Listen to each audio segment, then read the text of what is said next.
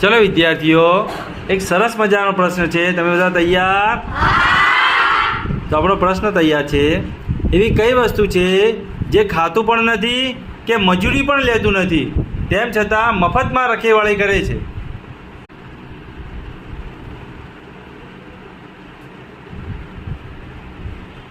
બોલો મહેશભાઈ. ખોટું. બોલો મિત્તલબેન. ખોટું. બોલો રિદ્ધિબેન.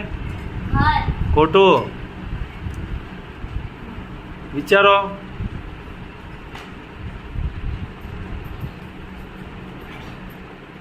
બોલો રાહુલભાઈ. ચાવી. ખોટું. બોલો. ભાઈ. ખોટું. અમીશભાઈ. તાળું. સરસ, સાચું છે.